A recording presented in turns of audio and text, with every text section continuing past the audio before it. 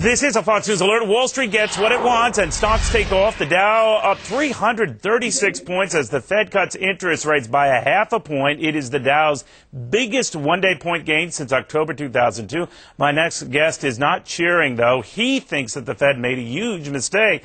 And who does he blame for it? Try that fellow I was talking to just a few minutes ago, Alan Greenspan. With us now is Peter Schiff. Peter is the author of Crash Proof. Also with us, Brenda Butner and Cheryl Casoni. So, Peter, you say a bad move. Why? Well, I wish I could have been in that studio with you. I have a lot of questions I'd like to ask Mr. Greenspan myself. But, you know, this is pouring gasoline on the fire. You know, the recession is coming, but that's not the problem. The recession is the cure. The problems were created by Greenspan during the phony bubble. You know, during that time period, Americans borrowed a lot of money that they can't repay. We bought all kinds of goods that we can't afford. You know, we had inflated asset values. Those were the mistakes.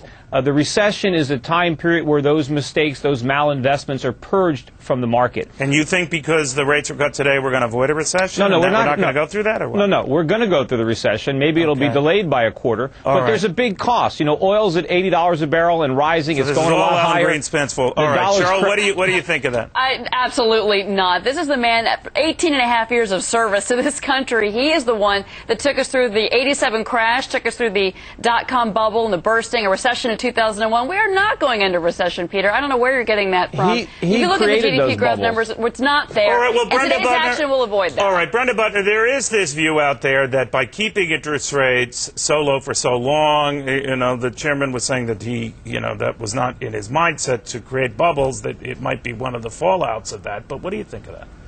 Oh, no, I don't think there was any problem with keeping interest rates so low. What there was a problem with was fraudulent lenders, basically. Now, the Fed does have some oversight over that, but not that much. Today's move was great because there is some concern. I'm not saying recession, but there is some concern about jobs and income Brenda, you growth. don't think these guys got ahead of themselves today? I think they're whooping it up. When the Fed cuts interest rates a half a point, to me, they're saying, hey, you know, we got some problems. Well, I think there are some problems. This will help it.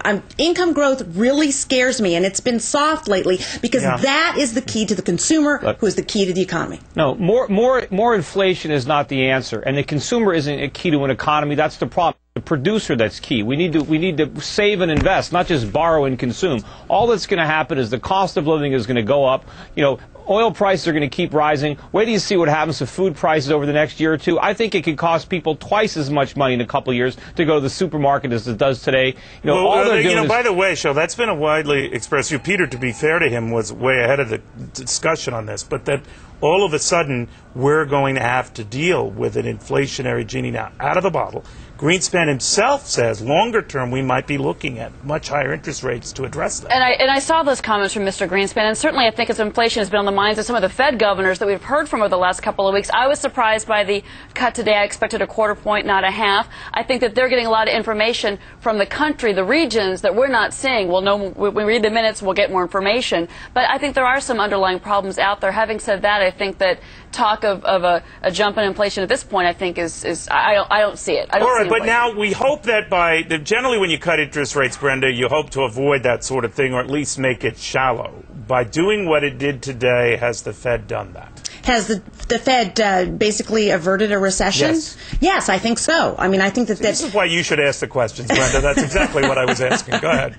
No, I think that definitely, and again, on the job growth issue. Now, on the inflation issue, the Fed has no control over the number one reason for inflation, which is oil costs. That is from global growth largely. No, and that's a result of inflation. The Fed creates the inflation by expanding the money supply. Absolutely not. No. Does it affect China and India and the people who are basically growing at levels? Well, can I ask you this, Peter? Let me end with you since you're the big Greenspan hater here. Do you think history will remember him, as Cheryl pointed out, a great Federal Reserve chairman or a lousy one? No, he's the worst we've ever had. And you know, worst we've ever had. And you know, my understanding of inflation, you know, I was buying oil for my clients at $17, $18 a barrel when I was predicting $50, $75, $100 a barrel. Other people on this network thought I was nuts. It's because I understood inflation and what creates it. It wasn't your forecast we thought were nuts. We just like you were.